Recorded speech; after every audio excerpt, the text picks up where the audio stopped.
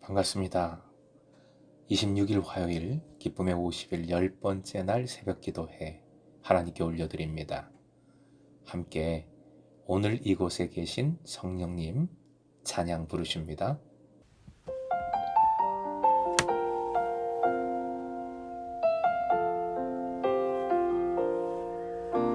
오늘 이곳에 계신 성령님, 우리에게 말씀하시고 우릴 가르치소서. 닫힌 우리 맘 열어주시고 주의 빛으로 밝혀 우릴 인도하소서. 주님보다 앞서지 않고 겸손하게 주님의 말씀 기다리리. 주님 손에 우릴 드립니다. 사랑으로 인도하소서.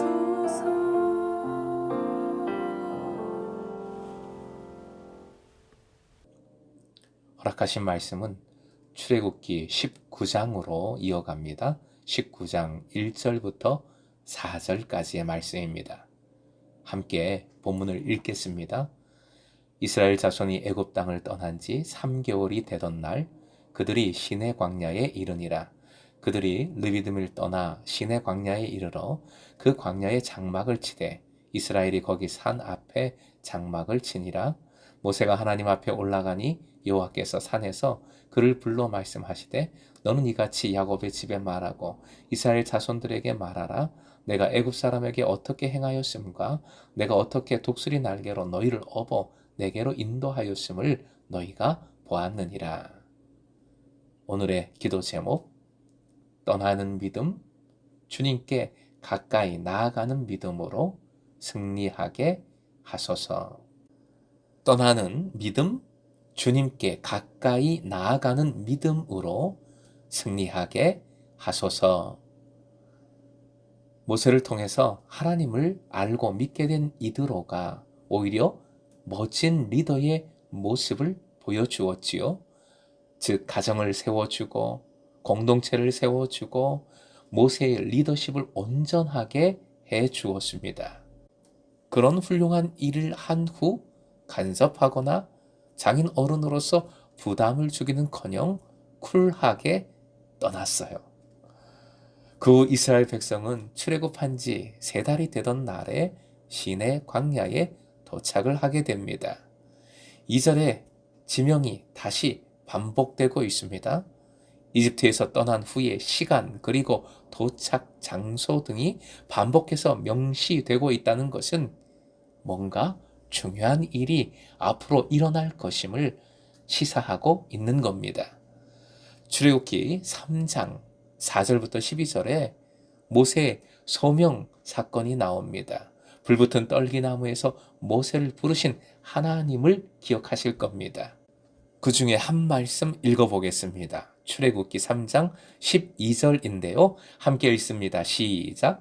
하나님이 이르시되 내가 반드시 너와 함께 있으리라. 내가 그 백성을 애굽에서 인도하여 낸 후에 너희가 이 산에서 하나님을 섬기리니 이것이 내가 너를 보낸 증거니라. 즉 이곳은 전에 하나님의 약속이 있던 곳, 자신이 부름받고 다시 이곳으로 오게 된 것이지요. 시내산, 모세의 감격은 남달랐을 겁니다. 2절 앞쪽에 나오는 표현이지요. 르비딤을 떠나. 르비딤이 어떤 곳입니까? 반석에서 터쳐나오는 물을 마신 곳, 아말렉 족속을 무찌른 곳. 그러니 움직이기 싫었을 겁니다. 그러나 광야는 움직여야 합니다. 움직이는 여정입니다. 한 곳에 머무르면 행복할 수 없습니다. 오히려 죽음을 맞이합니다.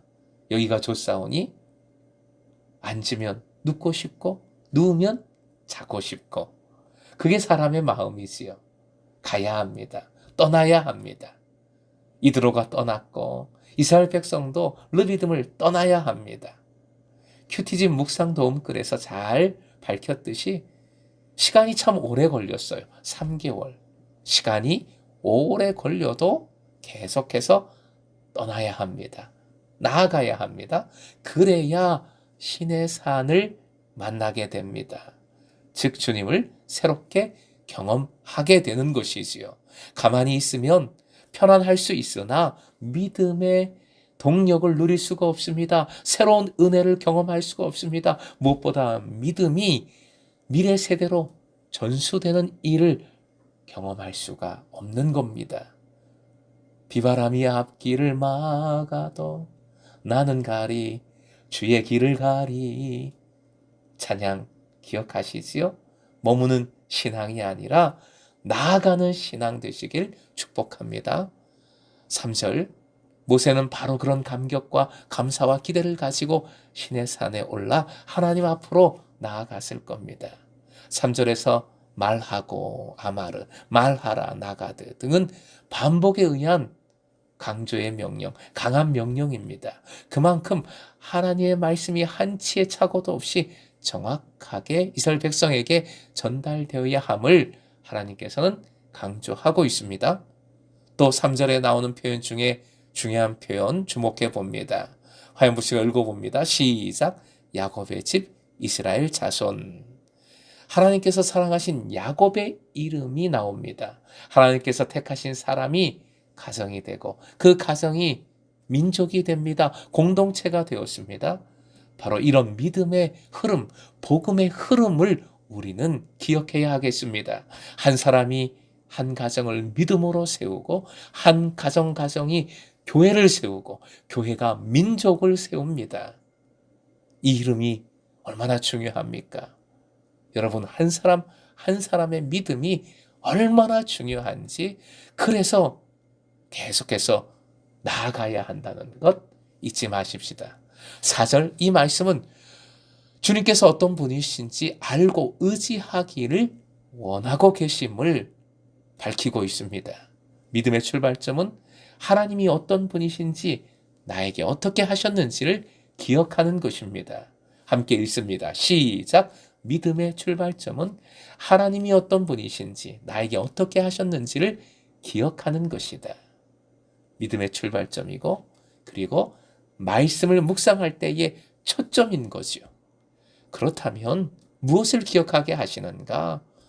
이스라엘 백성이 본 것을 기억하게 하십니다. 무엇을 보았습니까?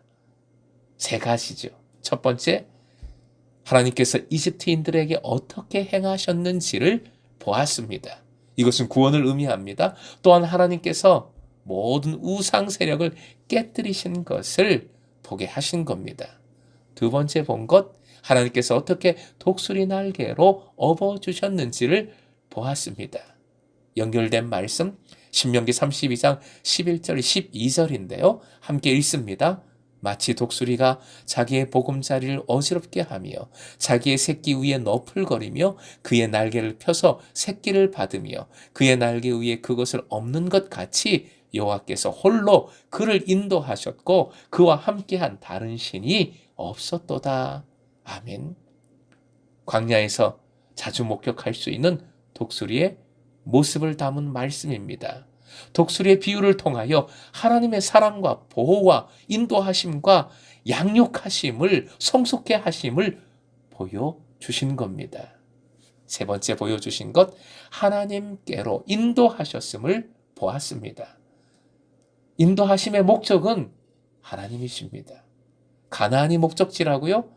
아니요. 결국은 하나님이 목적지입니다. 이게 가장 중요해요. 보물섬으로 인도하시는 것도 아니고 멋진 휴양지로 인도하는 것도 아닙니다. 하나님께로 인도하시는 겁니다. 믿음의 종착지는 어디입니까? 하나님이십니다. 그게 궁극적인 행복, 즉 샬롬입니다. 찬송가 338장 이 가사를 함께 읽어봅니다. 시작. 내 주를 가까이 하게 함은 십자가 짐 같은 고생이다. 내 일생 소원은 늘 찬송하면서 주께 더 나가기 원합니다. 주께도 나가기 원합니다. 이게 목적입니다. 우리의 목적입니다. 믿음의 목적입니다. 사랑하는 금성의 제자 여러분, 하나님의 구원을 기억하고 감사하고 감격하는 믿음. 여기가 좋사오니 안주하는 것이 아니라 힘들어도 오래 걸려도 낯설어도 새로운 곳으로 나아가 새 은혜를 구하는 담대한 믿음, 그리고 어떤 상황에서도 끝까지 오직 하나님께로 가까이 가는 믿음. 이런 믿음으로 성숙한 공동체, 완전히 회복하는 공동체 함께 이루어 가길 소망합니다. 오늘도 바로 이 믿음으로 새끼를 업어 나르는 어미 독수리의 날개와 같은 주님의 사랑과 능력을 더욱 풍성히 경험하시길 주님의 이름으로 축원드립니다.